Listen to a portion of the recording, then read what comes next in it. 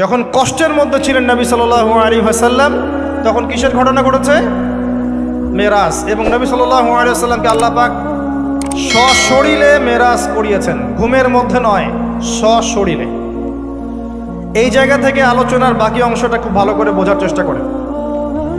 নবী সাল্লাল্লাহু আলাইহি ওয়াসাল্লাম এশা সালাতের পরে শুয়ে আছেন, কথা বন্ধ করেন, এশা সালাতের পরে শুয়ে আছেন, তন্দ্রা ভাব। কোথায় শুয়ে আছেন? কাবা ঘরের হাতিমে। কাবা ঘরের হাতিমে একজন ফেরেশতা আসলেন, তার নাম জিবরাইল আলাইহিস সালাম। নবীজিকে শুইয়ে দিলেন। নবীজিকে শুইয়ে দিয়ে এই যে বুক, গলার নিচ থেকে এই নাভি পর্যন্ত চিরে ফেললেন।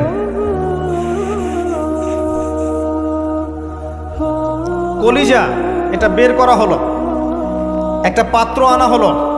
এই পাত্রের মধ্যে ছিল ঈমান এবং প্রজ্ঞা।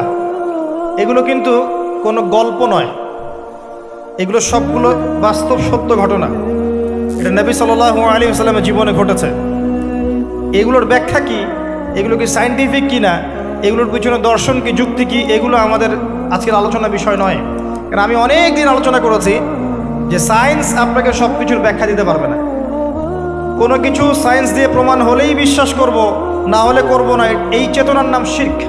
এটা আধুনিক যুগের শিক্ষা শিরক, এটা আধুনিক যুগের শিক্ষা ক্ষেত্রে শিরক।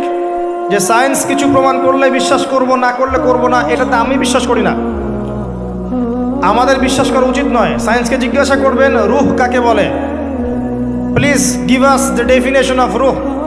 রূহের ডেফিনেশন দেন, রূহ কাকে বলে, কত প্রকার কি কি, আত্মা কাকে বলে, কত প্রকার কি কি। সায়েন্সের প্যান্ট খারাপ হয়ে যাবে। কথা কি বুঝতে পারছেন? রূহের ডেফিনেশন দিতে পারবে না।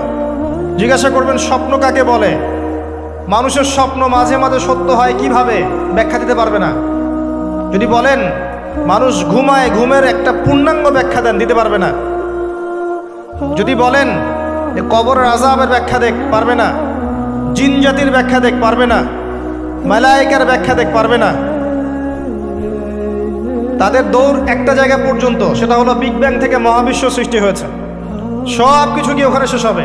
যে আগে কিছুই ছিল না, হঠাৎ বিস্ফোরণ হয়েছে, বাস পৃথিবী সৃষ্টি হয়ে গেছে। অনেক সিম্পল জিনিসের ব্যাখ্যাই সে দিতে পারেনি। তাহলে আমরা কেমন করে ধরে নিলাম যে সায়েন্স কিছু প্রমাণ করলেই সত্য, না করলে সত্য না? এটা কে বললো আপনাকে? এটা সবচেয়ে বড় শিক্ষা ক্ষেত্রে শিরক হচ্ছে এখন। কারো যদি জ্ঞানতাত্ত্বিক এপিস্টিমোলজি ঠিক না থাকে, তার পুরো জ্ঞান চর্চায় শিরক হবে। তাই আমি এখানে এই আলোচনা করতে যাচ্ছি না যে এটা সায়েন্টিফিক ব্যাখ্যা ইত্যাদি। আমি জাস্ট ঘটনাটা বলছি, এর পিছনে শিক্ষাগুলো বলবো। বুক চিরে ফেলা হয় এবং কলিজাটা বের করে একটা পাত্র আনা হয় স্বর্ণের, এর মধ্যে ঈমান এবং প্রজ্ঞা ছিল। ঈমান এবং প্রজ্ঞা কি, এর আকার আকৃতি কেমন, আল্লাহ ভালো জানেন। সব কিছু সায়েন্টিফিক হবে না যে কঠিন তরল বায়বীয়। কঠিন তরল বায়বীর বাইরেও অনেক কিছু আছে যেটা সায়েন্স জানে না। কথা কি বুঝতে পারছেন? অনেক কিছুই আছে, কঠিন তরল বায়বীর বাইরেও অনেক কিছু আছে যেটা সায়েন্স ব্যাখ্যা করতে পারবে না। ঈমান এবং প্রজ্ঞার এই পাত্রে কলিজাটা ডুবানো হয়, ধুয়ে পরিষ্কার করে আবার আগের জায়গায় ফিট করে দেওয়া হয়। আনাস রাদিয়াল্লাহু আনহু, বিখ্যাত সাহাবী, প্রায় 10 থেকে 12 বছর নবী সাল্লাল্লাহু আলাইহি ওয়াসাল্লামের খেদমত করেছেন। তিনি বলেছেন, আমি আল্লাহ রসুলের বুকের মধ্যে এই যে বুক চিরে ফেলা, সিনা চাক, এই দাগটা আমি দেখেছি, বুকের মধ্যে দাগ ছিল। এরপর নবী সাল্লাল্লাহু আলাইহি ওয়াসাল্লামের সামনে একটা বাহনকে আনা হয়। এই বাহনের নাম হচ্ছে বোরাক। কি নাম?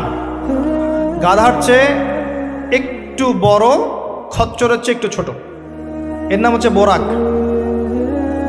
এই বোরাকে নবী সাল্লাল্লাহু আলাইহি ওয়াসাল্লামকে উঠতে বলা হয়। তিনি উঠতে গেলে বোরাক একটু পার্ট নিয়েছে, ভাব নিয়েছিল আর কি। ভাব নেওয়া বোঝেন? মাঝে মাঝে আমরা ভাব নেই না? কখনো মেয়েদের বিউটি কন্টেস্ট দেখেছেন? ফ্যাশন শো দেখেন নাই? টিভিতে অ্যাডভার্টাইজ দেখেন নাই? কে দেখে নাই? এটা তো সবাইকেই দেখতে হয়। কার চোখে পড়েনি?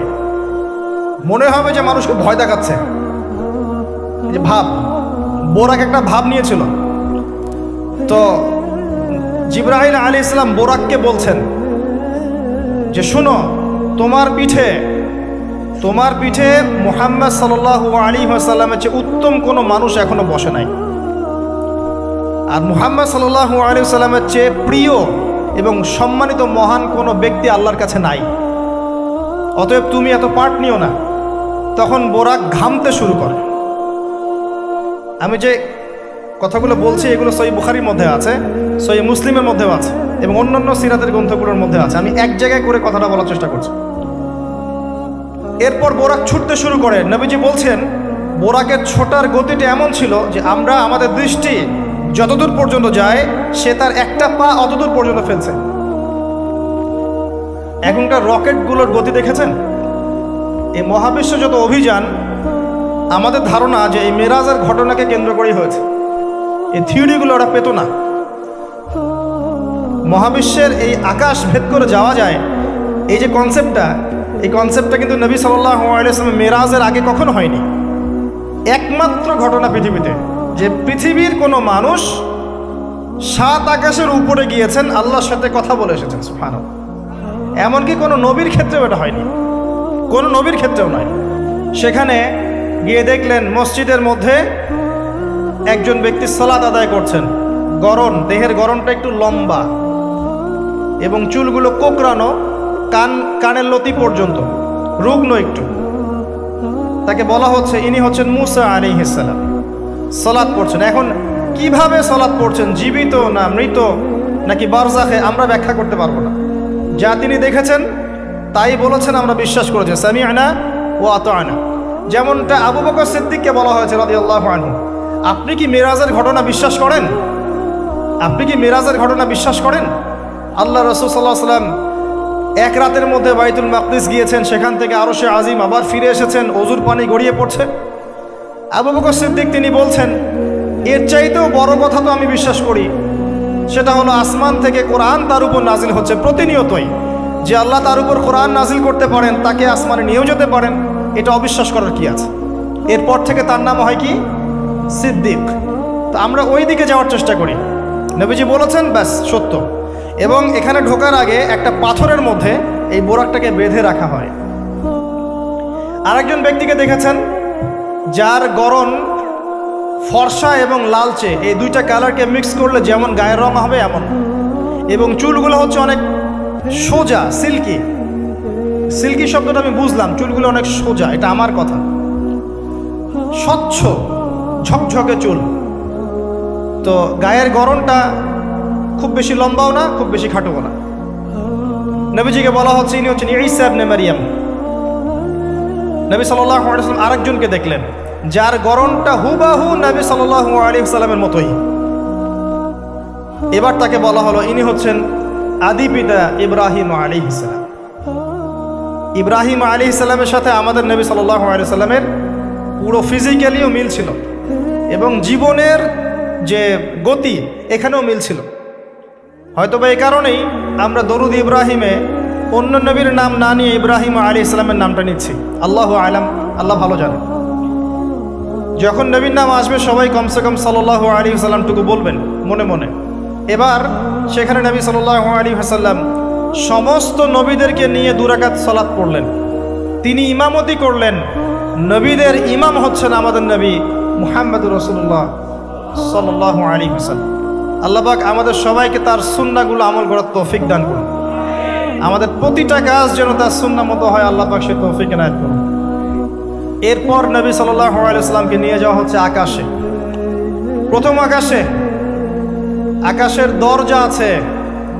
এখন নাসা যদি আবিষ্কার করতে ব্যর্থ হয় আমাদের কিছু করার নাই, আকাশের দরজা আছে। ওরা যদি বলে জান্নাত জাহান্নামের ব্যাখ্যা কি, জান্নাত জাহান্নাম তো সায়েন্স প্রমাণ করতে পারছে না, তাহলে এগুলোর কি ব্যাখ্যা? আমরা বলবো এটা সায়েন্সের ব্যর্থতা, জান্নাত জাহান্নামের অস্তিত্বের ব্যর্থতা নয়, এটা সায়েন্সের ব্যর্থতা।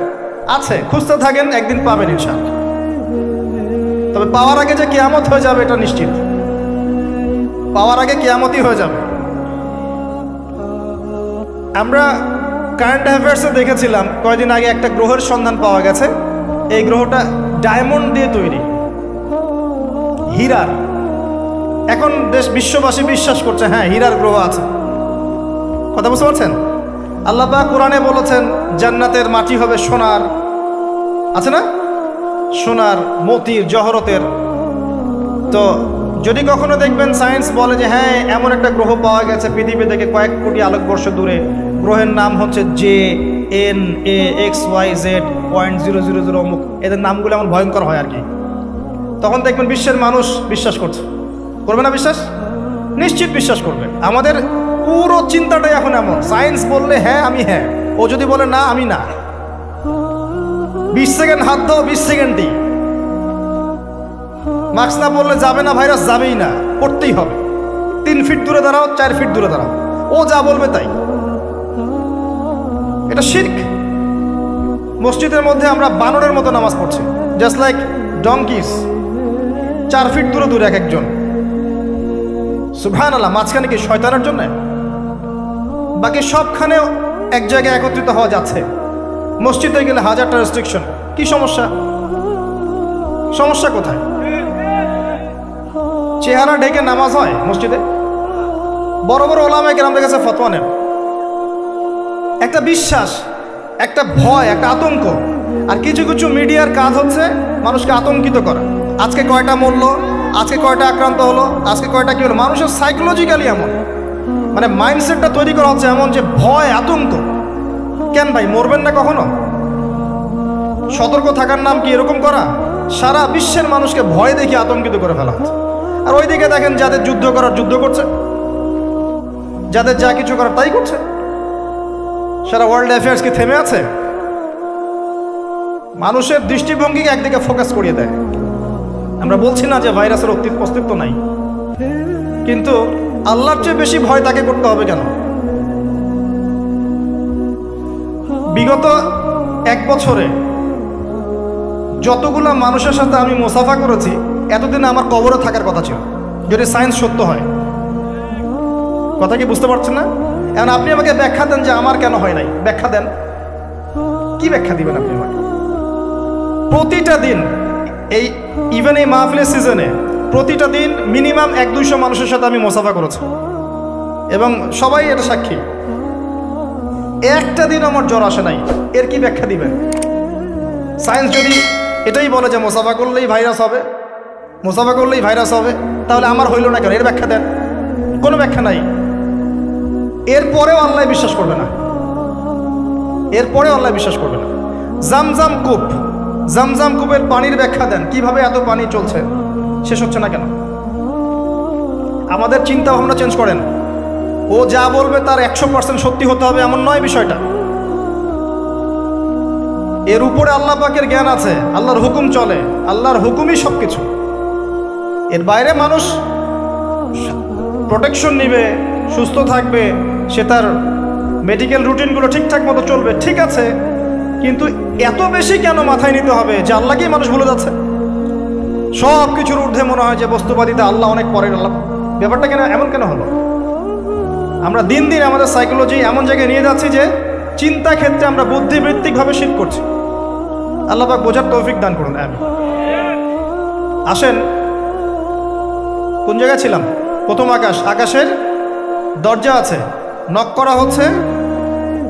আরেকটা কথা বলি, এই পুরো মহাবিশ্বে যতদূর পর্যন্ত আলোচনা হয়েছে এগুলো প্রথম আকাশের অন্তর্ভুক্ত, এরপরে দ্বিতীয় আকাশ।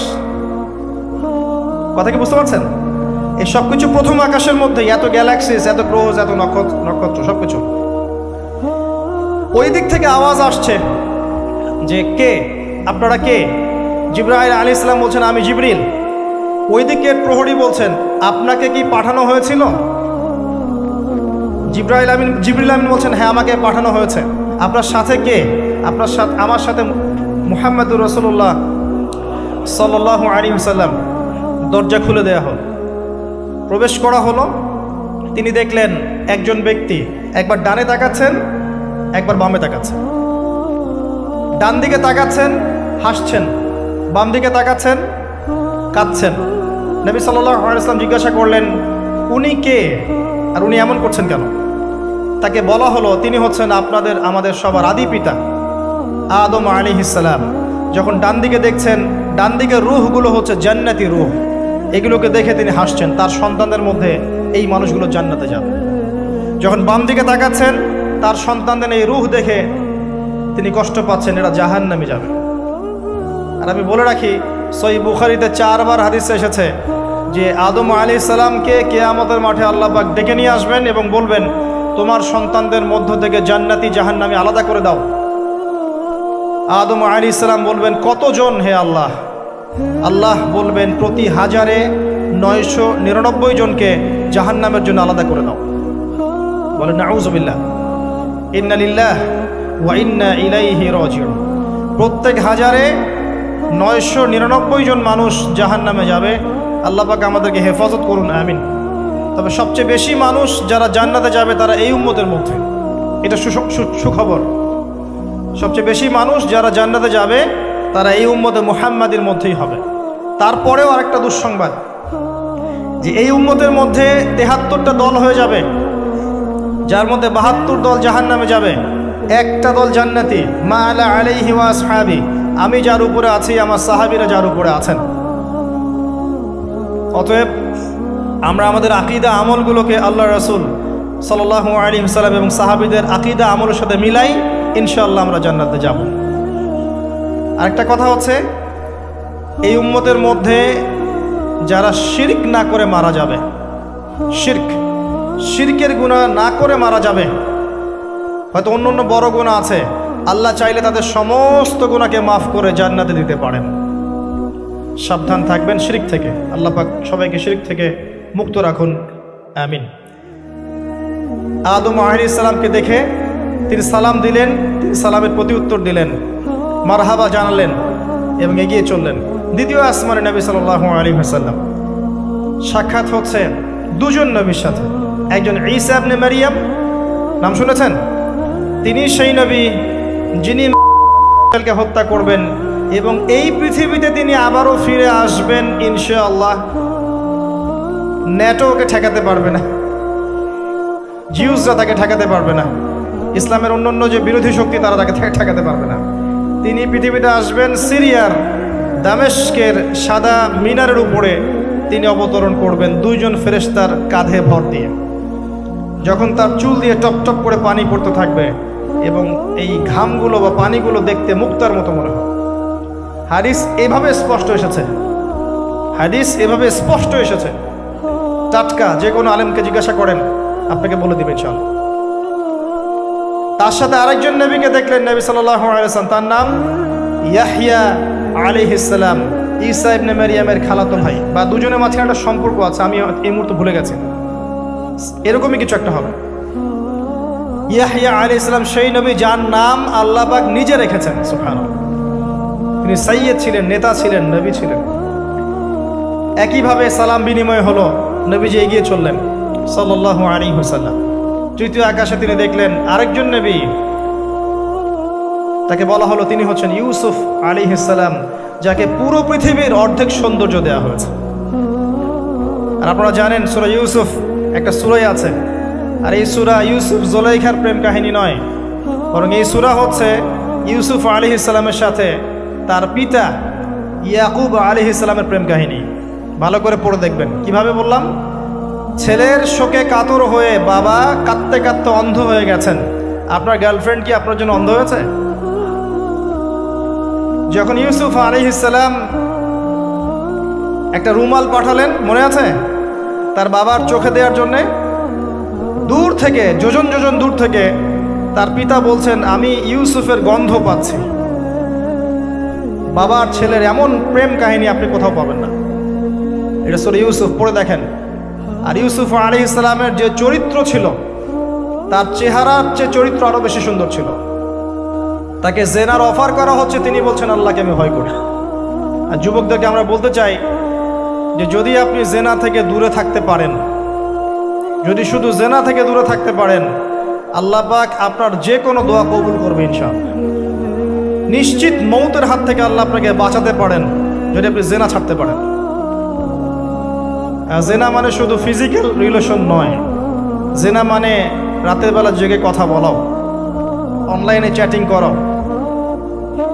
আপনার বান্ধবীর সাথে কফি খাওয়াও, সব কিছুই জেনার অন্তর্ভুক্ত।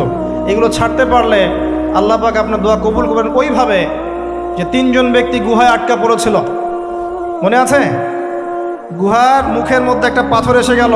সবাই বলছে আজকে আর বাঁচার বুদ্ধি নাই, নিজের আমল দিয়ে আল্লাহর কাছে বাঁচতে চাও। তার মধ্যে একজন বলছে আল্লাহ, আমার চাচাতো বোন ছিল, তাকে পেতে চাইতাম। সে রাজি হয়ে গিয়েছিল 100 স্বর্ণ মুদ্রার বিনিময় করতে তার রানের মাঝখানে। সে ওই সময় বলেছে তুমি আল্লাহকে ভয় করো, আমি মুদ্রাও দিয়ে দিয়েছি, ওখান থেকে আমি জেনা না করে চলে আসছি। আল্লাহ, এই কাজ যদি তোমার পছন্দ হয়ে থাকে, আজকে এই মৃত্যুর হাত থেকে আমাকে বাঁচাও। ওই পাথর সরে গেল। এটা দলিল দিলাম, জেনা ছাড়তে পারলে আপনার দোয়া, যে কোনো দোয়া আল্লাহ কবুল করবেন ইনশাআল্লাহ।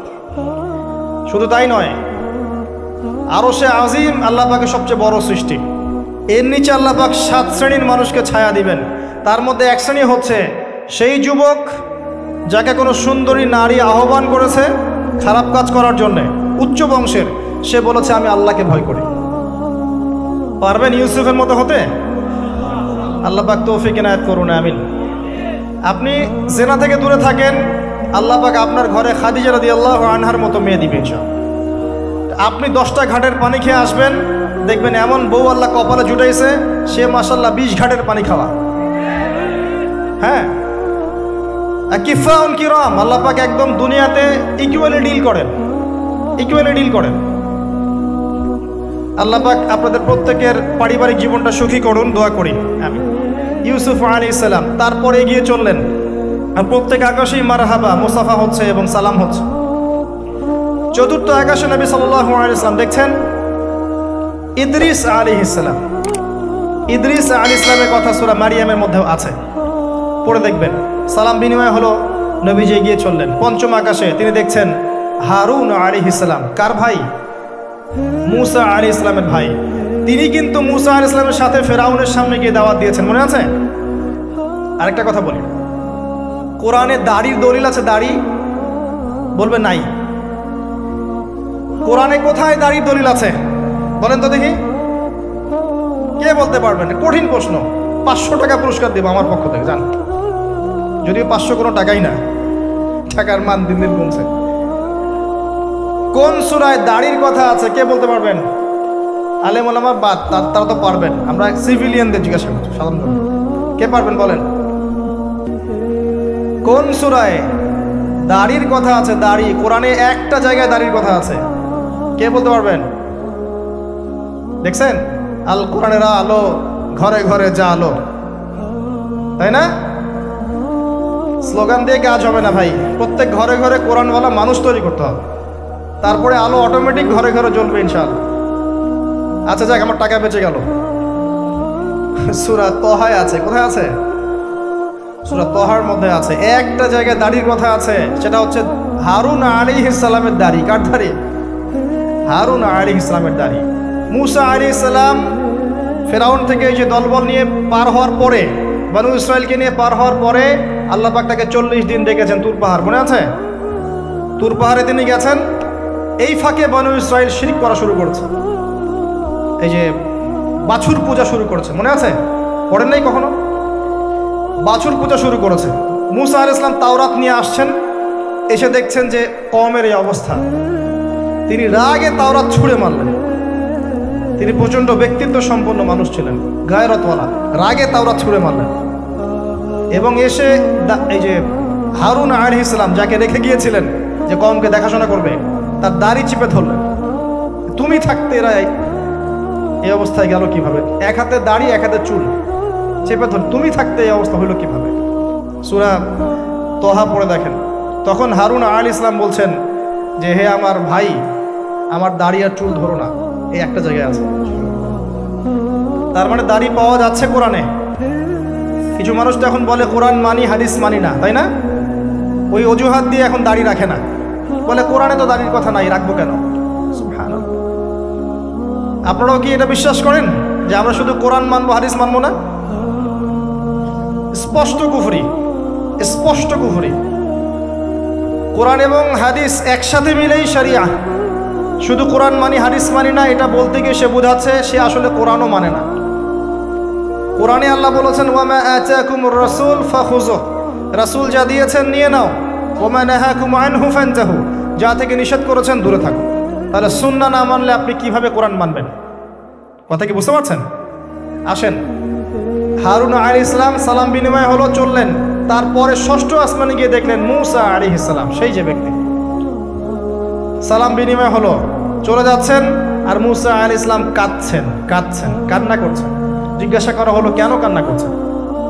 তিনি বললেন, আমার পরে একজন যুবক নবী হবে যার উম্মত আমার চেয়ে বেশি জান্নাতে যাবে, এটা চিন্তা করে আমি কান্না করছি। তিনি হচ্ছেন মুহাম্মদুর রাসূলুল্লাহ সাল্লাল্লাহু আলাইহি ওয়াসাল্লাম। তারপরে গিয়ে চললেন সপ্তম আসমান। সেখানে সপ্তম আসমান মানে 7 নম্বর মহাবিশ্ব, সেখানে গিয়ে দেখলেন যে বাইতুল মামুর নামে একটা জায়গা আছে, ঠিক কাবা ঘরের একদম এক্স্যাক্টলি উপরে, একদম সোজা উপরে বাইতুল মামুর নামে একটা জায়গা আছে। এটা হচ্ছে ফেরেশতাদের ইবাদতের জায়গা, তারা সেখানে তাওয়াফ করেন। প্রতিদিন 70,000 ফেরেশতা, প্রতি মুহূর্তে 70,000 ফেরেশতা এখানে তাওয়াফ করে। এবং যার একবার তাওয়াফের সুযোগ হয়েছে সে আর কখনো সুযোগ পাবে না, শেষ। আল্লাহ পাকের ফেরেশতাদের সংখ্যা চিন্তা করেন তাহলে। সেখানকার দেয়ালে হেলান দিয়ে আছেন ইব্রাহিম আলাইহিস সালাম, তার চেহারা একদম মুহাম্মদ সাল্লাল্লাহু আলাইহি ওয়াসাল্লামের মতো। এবং অনেক ছোট ছোট বাচ্চা তার সামনে খেলা করছে। ওই যে বাচ্চা কোরবানির কথা মনে আছে, যেসব মুমিন মুসলিমদের ছোট ছোট বাচ্চা কাচ্চারা নাবালক অবস্থায় মারা যায় না, তাদের আত্মাগুলো সেখানে চলে যায়, তারা সেখানে খেলা করতে থাকে। যারা পিতা পায়নি, যখন পিতার কথা মনে হয় খেলতে খেলতে, তখন তারা ইব্রাহিম আলাইহিস সালামের কাছে দৌড় দেয়। মায়ের কথা মনে হলে তার স্ত্রীর কাছে দৌড় দেয়। আমাদের যাদের সন্তান 2-1জন মারা গেছে, এটা আমাদের পরকালে অ্যাসেট, পরকালের সম্পত্তি। কিয়ামতের মাঠে ওই ছেলে ওই মেয়ে আপনার হাত ধরবে, আঙ্গুল ধরে ফেলবে, ফেলে বলবে, আল্লাহ আমার বাবাকে মাফ করে দাও, না হলে আমি জান্নাতে যাব না। তাই বেশি বেশি বাচ্চা কাচ্চা নিতে হয় সামর্থ্য অনুযায়ী, আর সামর্থ্য আল্লাহ দিবেন। যখন আপনি 4টা-5টা এরকম করে বাচ্চা কাচ্চা নিবেন, 2-1টা বাচ্চা মারা যেতে পারে, এগুলো আপনার পরকালের সম্পত্তি। এখন তো আমাদের জেনারেশনকে রেস্ট্রিক্টেড করার জন্য 2টো সন্তানের বেশি নয়, 1টি হলে ভালো হয়। সুবহানাল্লাহ। মুসলিমদেরকে চতুর্দিক থেকে চাপে ফেলা, চতুর্দিক থেকে গলা চিপে ধরা। জনশক্তিতে রূপান্তরিত হলে কোনো সমস্যা আছে? চাইনিজদের জনসংখ্যা কত? চায়নার জনসংখ্যা কত? ম্যাক্সিমাম জনগণকে তারা জনশক্তিতে রূপান্তরিত করেছে। এই আপনার পশ্চিমারা ন্যাটো ম্যাটো যত কিছু আছে, চায়নার এগেনস্টে কথা বলুক দেখি কত বড় সাহস। সারা বিশ্বকে নিয়ন্ত্রণ করে ফেলছে ওরা এখন। কই, তারা তো আর তারা যখন দেখেছে যে আমাদের আর প্রয়োজন নাই, তখন তারা একটা লস দিয়েছে ওদের কান্ট্রিতে। এটা মুসলিমদের জন্য প্রযোজ্য নয়। যাই হোক, সন্তান সন্ততি ওখানে গিয়ে মারা গেলে আপনার অ্যাসেট।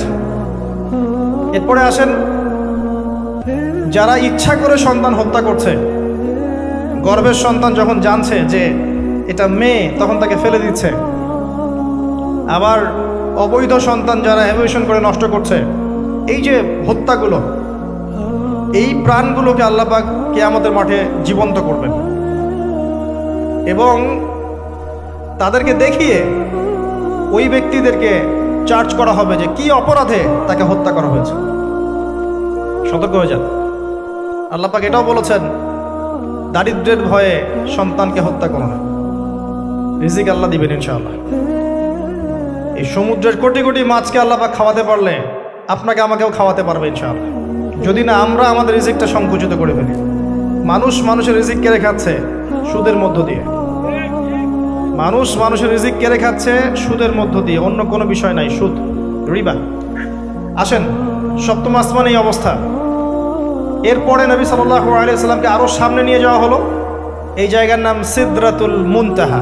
কি নাম? সর্বশেষ জায়গা, যেখানে জিবরাইল আলাইহিস সালামও এর উপরে আর যেতে পারেন না।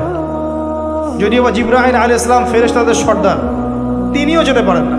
তারপরে আরেকটা জগৎ আছে, ওই জগৎ থেকে আদেশ এই সিদরাতুল মুনতাহা পর্যন্ত আসে, এখান থেকে কালেক্ট করে নিচে নামানো হয়। আবার এখান থেকে কোনো আদেশ বা কোনো আদেশ না, এখান থেকে কোনো ফলাফল মুনতাহা পর্যন্ত নিয়ে যাওয়া হয়, সেখান থেকে উপরে তুলে নেওয়া হয়। ওটা একটা বর্ডার, কথা বুঝতে পারছেন? এটা একটা বর্ডার, নো ম্যানস ল্যান্ড। এই জায়গায় গিয়ে জিবরাইল আলাইহিস সালাম নিজের আকৃতিতে আসলেন। 600টা পাখা। কতগুলো পাখা? 600 পাখা। নবী সাল্লাল্লাহু আলাইহি ওয়াসাল্লাম একটু বিব্রত বোধ করছিলেন, তিনি আবার আগের রূপে ফিরে আসলেন। এই জায়গায় বাহন চেঞ্জ করা হলো।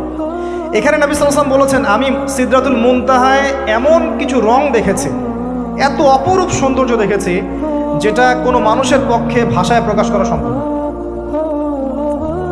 এটা শেষ সীমানা, এবং এটা একটা বড়াই গাছের মতো দেখতে, সরি বড়ই গাছ, বড়াই গাছ না, আসলে বড়ই গাছের, কুল গাছের মতো দেখতে। এরপর আরেকটা বাহন আনা হলো, এটা বাহন চেঞ্জ করা হলো। এবার তিনি আরো ঊর্ধ্বে উঠে যাচ্ছেন, উঠছেন উঠছেন উঠছেন। একটা পর্যায়ে ওই জগতে যে ফেরেশতারা আছেন যারা আল্লাহ পাকের আদেশ লিখছেন, ওই আদেশগুলো লিখার যে কলমের খসখস শব্দ, এটা নবীজি শুনতে পারলেন। সুবহানাল্লাহ। নূরের পর্দার কাছাকাছি তাকে নিয়ে যাওয়া হলো, একদম আল্লাহ পাকের কাছাকাছি, আরো সে আজিমের কাছাকাছি। এখানে আল্লাহ রাব্বুল আলামিন সরাসরি তার সাথে কথা বললেন, যা ওহী করার তা করলেন, এবং স্পেশালি 3টা গিফট বা হাদিয়া দিলেন। কয়টা? 1 নাম্বার 50 ওয়াক্ত নামাজ। কত ওয়াক্ত? 2 নাম্বার সূরা বাকারার শেষের 3 আয়াত, সূরা বাকারার শেষের 3 আয়াত। আর 3 নাম্বার হচ্ছে একটা ঘোষণা, হে নবী মুহাম্মদ সাল্লাল্লাহু আলাইহি ওয়াসাল্লাম, তোমার উম্মতের কোনো ব্যক্তি যদি আমার সাথে শিরক না করে মারা যায়, আমি তাকে জান্নাতে দিয়ে দিব। আজকে এই মেরাজুন নবী নিয়ে অনেক আলোচনা হবে, কিন্তু আলোচনা হওয়ার পরে আমরা যদি এই নামাজের পাবন্দ না হতে পারি, সূরা বাকারার শিক্ষা নিতে না পারি, বা শেষের আয়াত মুখস্থ করতে না পারি, শিরক ছাড়তে না পারি, আদতে আলোচনার কোনো ফায়দা নেই। কথা বুঝতে পারছেন? এখানকার 3টা মৌলিক হাদিয়া তিনি নিয়ে আসছেন। এবার নিচে নামছেন, ওই যে 6ষ্ঠ আসমানে অপেক্ষা করছেন কে? মুসা আলাইহিস সালাম। কোথায় যাচ্ছেন? এই কি হলো আল্লাহর সাথে কথাবার্তা? এই হয়েছে। কি দিয়েছে আপনাকে? 50 ওয়াক্ত নামাজ। বলেন কি 50 ওয়াক্ত নামাজ? আমার উম্মতে 2 ওয়াক্ত নামাজ ছিল, পড়তে পারে নাই। পারবেন আপনার উম্মত? আপনি ফিরে যান, নামাজ কমিয়ে নিয়ে আসেন। লজ্জাবোধ করলেন নবী সাল্লাল্লাহু আলাইহি ওয়াসাল্লাম, তাও ফিরে গেলেন। 50 থেকে 45, 45 থেকে 40, 40 থেকে 35, করতে করতে করতে করতে 5। এবারও মুসা আলাইহিস সালাম বলছেন ফিরে যান, পারবেন আপনার উম্মত? মুসা আলাইহিস সালাম কত দূরদর্শী ছিলেন দেখেন, পারে উম্মত? ম্যাক্সিমামই তো পারে না। কথা ঠিক আছে না? ম্যাক্সিমাম উম্মতই কিন্তু পারছে না 5 ওয়াক্ত নামাজ পড়তে। তো মুসা আলাইহিস সালামের দূরদর্শিতা ঠিকই ছিল, পারবেন আপনার উম্মত? তিনি লজ্জাবোধ করলেন। আল্লাহ পাক বললেন, তোমার উম্মতের জন্য 5 ওয়াক্তই ফিক্স করলাম, কিন্তু যদি 5 ওয়াক্ত তারা ঠিকঠাক মতো আদায় করে 50-এর নেকি দিয়ে দিব ইনশাআল্লাহ। এবং আরেকটা ঘোষণা দিলেন, সেটা হচ্ছে যে তোমার উম্মতের যে কোনো ভালো কাজকে 10 দিয়ে গুণ করে দেয়া হবে। একটা নেকির কাজ করবেন, 10 গুণ বৃদ্ধি করা হবে, কিন্তু একটা গুনাহ করলে 10 দিয়ে গুণ করা হবে না, একই থেকে যাবে। এবং আপনার উম্মতের কোনো ব্যক্তি যদি কবিরা গুনাহ ছেড়ে দেয়, কবিরা গুনাহ তো বোঝেন, বড় বড় গুনাহ ছেড়ে দেয়, তার সমস্ত সগীরা গুনাহ মাফ করে দেওয়া হবে। আর কি চাই? এবার নবী সাল্লাল্লাহু আলাইহি ওয়াসাল্লাম ফিরে আসছেন। এবার শোনেন আমাদের শিক্ষা। ফিরে আসছেন, আসার আগে তাকে জান্নাত জাহান্নাম দেখানো হয়েছে। নবী সাল্লাল্লাহু আলাইহি ওয়াসাল্লাম যে বিষয়গুলো দেখেছেন, এর মধ্যে যেগুলো হাদিসে এসেছে, আমি খুব সংক্ষিপ্ত আকারে বলছি, এবং এখান থেকে আমরা শিক্ষা নেবেন। মনে রাখবেন, এখন যেগুলো বলছে এগুলো এই উম্মতের জন্য খাস, আমাদের উম্মতে মুহাম্মাদের জন্য খাস। তিনি আসছেন, বারজাখের জগতই হোক আর জাহান্নামের শাস্তি হোক। একজন ফেরেশতাকে দেখলেন, তার মুখে হাসি নাই। কি নাই? জিবরাইল আলাইহিস সালামের সাথে কথোপকথন হচ্ছে, তিনি নবীজিকে সালাম দিলেন, সালামের উত্তর দেওয়া হলো, কিন্তু মুখে হাসি নাই। বাকি সবাই তার সাথে হাসি মুখে সাক্ষাৎ করেছেন, এই ফেরেশতা বাদ দিয়ে। তিনি জিজ্ঞাসা করছেন, জিবরিল আলাইহিস সালাম, তার মুখে হাসি নাই কেন? তাকে বলা হলো, এই ফেরেশতার নাম হচ্ছে মালিক। কি নাম? সূরা যুখরুফের মধ্যে আছে, তার নাম হচ্ছে মালিক। আল্লাহ পাক তাকে জাহান্নামের প্রহরী বানিয়েছেন, জাহান্নামের চিফ অফ কমান্ড মালিক। যখন থেকে আল্লাহ পাক তাকে এই দায়িত্ব দিয়েছেন তার মুখের হাসি উঠে গেছে। আল্লাহর কাছে পারমিশন চাওয়া হচ্ছে, জাহান্নাম দেখতে চাই, আল্লাহ পাক দেখার পারমিশন দিলেন। নবী সাল্লাল্লাহু আলাইহি ওয়াসাল্লাম দেখে বললেন সেখানকার বেশিরভাগ অধিবাসী হচ্ছে নারী জাতি, এবং তিনি বললেন জাহান্নামে যাবে উদ্ধত এবং অহংকারীরা। জান্নাত দেখতে চাই, দেখানো হলো। জান্নাতের ডিটেলস বর্ণনা নবীজি দিলেন ফিরে এসে। এমনকি উমর রাদিয়াল্লাহু আনহুর একটা রুম, একটা কক্ষ, একটা গোরফাও দেখে এসেছেন। ঢুকতে চেয়েছেন, ঢোকেন নাই। পরে বলেছেন, ওমর আমি তোমার ব্যক্তিত্বের কথা চিন্তা করে সেখানে ঢুকিনি, দেখেছি জান্নাতে তোমার ঘর আছে। একটা আওয়াজ শুনেছেন, মিষ্টি কণ্ঠস্বর। কিসের কণ্ঠস্বর? মিষ্টি কণ্ঠস্বর। তাকে বলা হচ্ছে এই কণ্ঠস্বর হচ্ছে বেলাল রাদিয়াল্লাহু আনহুর আজানের কণ্ঠস্বর। খরম, খরম জুতা আছে না, খরম, এর খটখট আওয়াজ শুনেছেন। নবীজি জিজ্ঞাসা করছেন কার? বলা হচ্ছে এটা বেলাল রাদিয়াল্লাহু আনহুর। বেলাল রাদিয়াল্লাহু আনহুকে বলা হলো, আপনি কি এমন আমল করেন? হে বেলাল, তুমি কি এমন আমল করো যার কারণে এই মর্তবা হচ্ছে? যখনই জান্নাতে যাই আমাকে দেখানো হয়, দেখি তুমি তোমার পায়ের পদধ্বনি সামনে সামনে আছে। তখন বললেন, ইয়া রাসূলুল্লাহ, আমি তো আসলে এক্সট্রাঅর্ডিনারি কোনো আমল করি না, কিন্তু আপনারা যা করেন তাই করি। কিন্তু যখনই আমি ওযু করি, আমার ওযু ছুটে গেলে আমি ওযু করি, আর ওযু করেই আমি 2 রাকাত নফল সালাত পড়ি, তাহিয়াতুল ওযু, এতটুকু কাজ করি। নবীজি বলেন, এটাই সেই কাজ যার কারণে তোমাকে জান্নাতের এই মর্তবা দেওয়া হয়েছে। নবীজি আসছেন, দেখানো হচ্ছে। এবার শোনেন, দেখানো হচ্ছে একদল মানুষ যাদের আঙ্গুলগুলো লম্বা লম্বা, তামার তামার লম্বা নখর। নখর বোঝেন? নখর। গাল এভাবে হ্যাঁচড়াচ্ছে, গাল, নিজের গাল নিজে হাসড়াচ্ছে এবং নিজের দেহ থেকে গোশত তুলে ফেলছে, ভক্ষণ করছে। নবীজি জিজ্ঞাসা করলেন সাল্লাল্লাহু আলাইহি সাল্লাম, এরা কারা? কি কারণে এদের শাস্তি হচ্ছে? তাকে বলা হলো, এরা আপনার উম্মতের সেই সব ব্যক্তি যারা সবসময় গীবত আর সমালোচনায় ব্যস্ত থাকে। শিক্ষা নিয়ে নেন, আমার মনে হয় না আমার কিছু বলার প্রয়োজন আছে।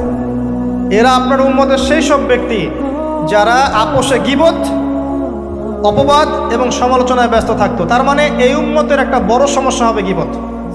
এটা কিন্তু দেখে এসেছেন নবীজি, ফিউচার, তাই না?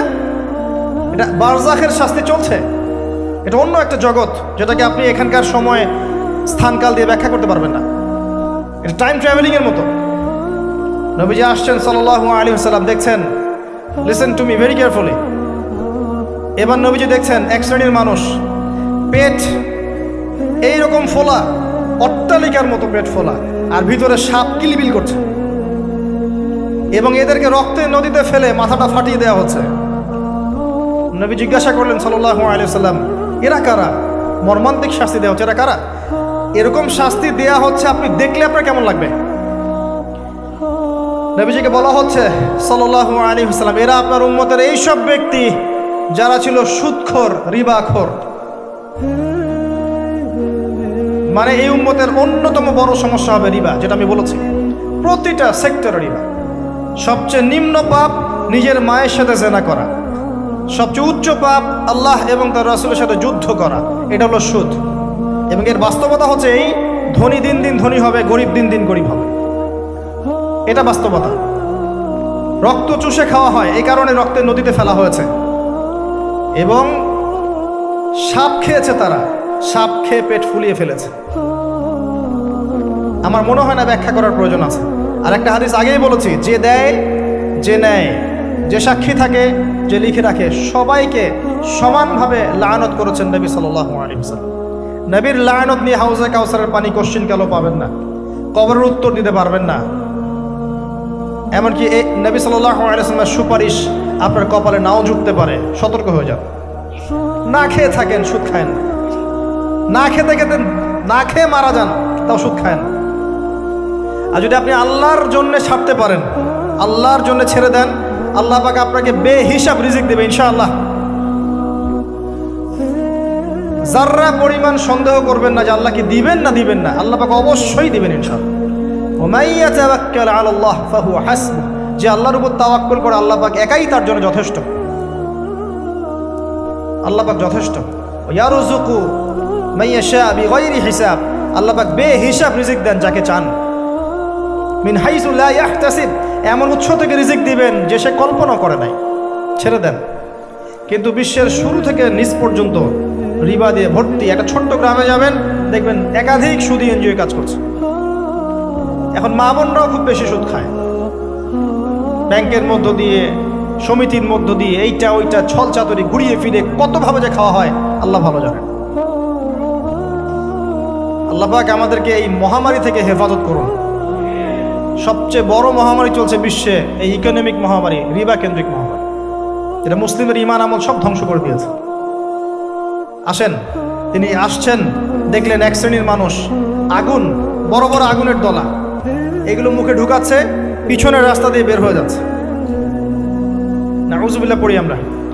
জিজ্ঞেস করা হচ্ছে কারা এরা, মর্মান্তিক শাস্তি হচ্ছে। নবী সাল্লাল্লাহু আলাইহি ওয়াসাল্লামকে বলা হলো এরা আপনার উম্মতের সেই সব ব্যক্তি, listen to me very carefully, এরা আপনার উম্মতের সেই সব ব্যক্তি যারা ইতিমদের মাল আত্মসাৎ করে খেত। আমার ব্যাখ্যা করার কোনো প্রয়োজন নাই, আপনারা সবাই শিক্ষিত মানুষ। ইতিমের মাল আত্মসাৎ করলে যদি এই শাস্তি হয়, জনগণের মাল আত্মসাৎ করলে কি হতে পারে চিন্তা করে দেখ। কি হতে পারে? এটা মানুষের হক, আল্লাহর কাছে ক্ষমা পাওয়া যাবে না, মানুষকে দিতে হবে। আরও এগিয়ে আসলেন, তিনি দেখছেন, এবার বলতে গিয়ে আমার বুক কাঁপছে। দেখলেন এক শ্রেণীর মানুষ জিহ্বাগুলোকে টানা হচ্ছে, আগুনের কেচি দিয়ে কেটে দেওয়া হচ্ছে। আবার জিহ্বা জোড়ো লাগছে, আবার কেটে দেওয়া হচ্ছে, চলতে আছে অনবরত, কন্টিনিউয়াসলি। আল্লাহর কাছে কায়ামনো বাক্যে দোয়া করি, এই সময় দোয়া কবুল হয়। আল্লাহ পাক যেন দোয়া আমাদের কবুল করেন। আল্লাহ পাক যেন আমাকে এবং আপনাদেরকে এদের অন্তর্ভুক্ত না করেন। জিজ্ঞেস করা হলো এরা কারা? নবী সাল্লাল্লাহু আলাইহি ওয়াসাল্লামকে বলা হচ্ছে এরা আপনার উম্মতের সেই সব ব্যক্তি যারা ছিল বক্তা, ওয়াইজ, যারা অনেক বক্তব্য করত, নিজে আমল করত না। আর এই মহামারী আমাদের মধ্যে ছড়িয়ে পড়েছে, কোনো সন্দেহ নাই। যদি না পড়তো তাহলে আমাদের কথায় মানুষের জীবন পরিবর্তিত হতো। খুব কম দেখা যায় যে আমাদের কথাগুলো আপনাদের কলবে তাসির হচ্ছে। তাসির তখন হবে যখন আমার মধ্যে আমলটা থাকবে। আর এখন তো আমরা ওয়াজ মাহফিলে প্যান্ডেলকে বানিয়েছি পলিটিক্যাল প্যান্ডেল, কোনো কোনো ক্ষেত্রে বানিয়েছি ভোট চাওয়ার প্যান্ডেল, কোনো ক্ষেত্রে বানিয়েছি যে জিকিরের নামে যাবতীয় বেদাতি কারবার হবে। গানের মতো ডিজে জিকির হয়, ডিজে জিকির। মানে কি যে হয়, যে আসবে তারও কত কাহিনী, আবার বিগ বিগ বাজেট, এইসব না মিললে আবার বক্তব্য হবে না। তারপর দেখা যাবে 1 ঘন্টা কথার মধ্যে গাল গল্প কেচ্চা কাহিনী 50 মিনিট, আর বাকি 10 মিনিট একে অপরের সমালোচনা, কি শেষ, ওয়াজ মাহফিল মাশাআল্লাহ শেষ। খুব কম ওয়াজ মাহফিল আছে জনগণকে বলবেন কি শিখলেন আজকে ওয়াজে, বলবে হ্যাঁ সুন্দর সুর করে কিছু কথা বলেছে, কি শিখেছে, আমার কি বললাম ঠিক বুঝতে পারলাম না। Out of content, out of topic, কোনো কনস্ট্রাকটিভ কথাবার্তা নাই। তো এছাড়াও জানা অনুযায়ী আমল না থাকলে এই অবস্থা হবে। আল্লাহ পাক আমাদেরকে হেফাজত করুন। আল্লাহ পাক আমাকে এবং আপনাদের সবাইকে হেফাজত করুন, আমিন। আরও এগিয়ে আসলেন, দেখা গেল এক শ্রেণীর মানুষ, যুবকরা খুব ভালো করে শোনেন এবং বিবাহিতরাও শোনেন। সামনে রাখা আছে ভালো গোশত, বাম দিকে রাখা আছে পচা গোশত, গন্ধ বের হচ্ছে। তারা এই পচা গোশত তুলে তুলে খাচ্ছে, গোগ্রাসে খাচ্ছে, ভালো গোশতের দিকে ভ্রুক্ষেপও করছে না। অবাক হয়ে নবী সাল্লাল্লাহু আলাইহি ওয়াসাল্লাম জিজ্ঞাসা করছেন এরা কারা? তাকে বলা হচ্ছে এরা আপনার উম্মতের সেই সব ব্যক্তি যাদের ঘরে পবিত্র স্বামী ছিল, বাইরে অন্য পরপুরুষের সাথে প্রেম করেছে, যাদের ঘরে পবিত্র স্ত্রী ছিল, বাইরে পরকিয়া করেছে। আর এখন যত মিডিয়া আছে দেখবেন, সিরিয়াল, মুভি, জাবি জাবি, এরা পরকিয়া শিখায়, জেনা এবং পরকিয়া শিখায়। খেয়াল করে দেখবেন, একটা ছেলে মেয়ের অবাধ মেলামেশা, হারাম মেলামেশাকে এমনভাবে উপস্থাপন করা হয় মনে হয় এটা একটা পবিত্র ইবাদত মনে হয়, এবং বোঝানো হয় যে প্রেম তো পবিত্র, পবিত্র প্রেমে কি সমস্যা? আরে প্রেম পবিত্র তখন যখন আমি আমার স্ত্রীর সাথে প্রেম করব। আর দেখবেন যতগুলো এই যে মুভিজ, আপনার সিনেমাস, ফিল্মস, গান, নাটক, এগুলোর মূল থিম কিন্তু হারাম প্রেম। অল্প কিছু আউট অফ কন্টেক্সট অন্য অন্য থিমের মধ্যে আছে। দেশ নিয়ে কতগুলো মুভি হয়েছে, কতগুলো নাটক হয়, ইসলাম নিয়ে কতগুলো হয়, শ্রদ্ধা ভক্তি এগুলো নিয়ে কতগুলো হয় দেখবেন।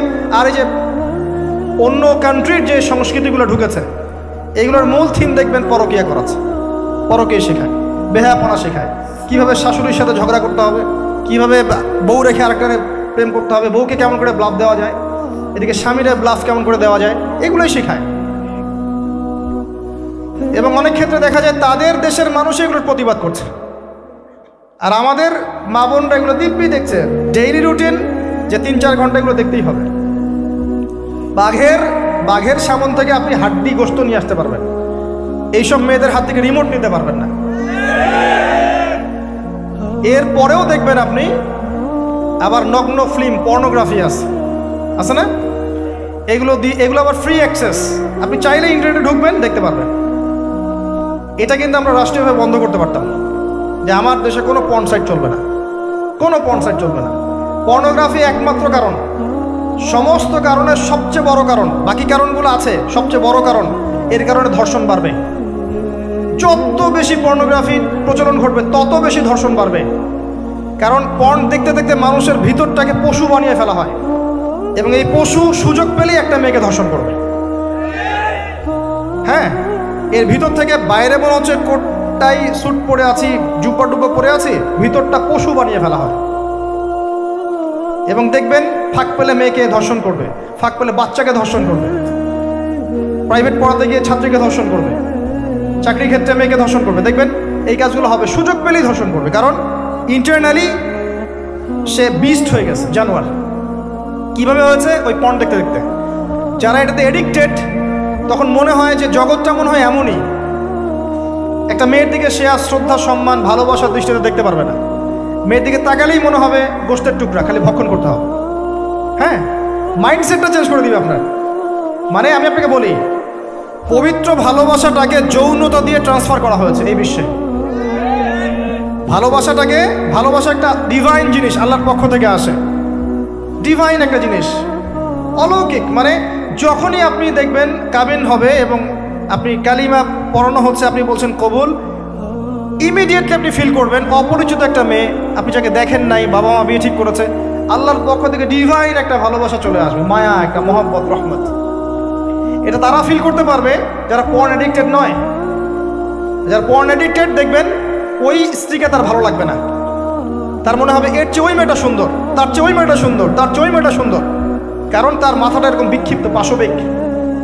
এবং ম্যারিড লাইফেও সে দেখবেন স্ত্রীকে স্যাটিসফাই করতে পারবে না, নিজের উপর জুলুম করতে করতে নিজের সব যৌন ক্ষমতাও নষ্ট করে ফেলবে। আর একাধিক বিয়ে তো অনেক দূরের কথা, একটাই তার কাছে অনেক ভারী মনে হবে। পরে এসব ট্রিটমেন্ট করে কোনো লাভ হবে না। আল্লাহর দেওয়া সম্পদ নষ্ট করলে ট্রিটমেন্ট দিয়ে আসলে কোনো কাজ হয় না। তো আমি যেটা বলতে চাচ্ছিলাম, এই পর্নোগ্রাফি দিয়েই ধর্ষণ বাড়ছে, এটাকে বন্ধ না করতে পারলে আপনি পারবেন না। এর উপরেও আছে আবার ফাঁকফোকর, আইনের ফাঁকফোকর। দর্শক সবার বিচার হবে, এটা মেনে নিয়ে দুষ্কর। এখন অনেকেই বেরিয়ে যায়, অনেকেই ফাঁকফোকর পেয়ে যায়। সব মিলিয়ে এতে করে সামাজিক কাঠামো নষ্ট হচ্ছে। এর উপর ফ্রি মিক্সিং আছে, অবাধ মেলামেশা আছে, আমরা উস্কাচ্ছি এগুলোকে, কাছে আসার গল্প।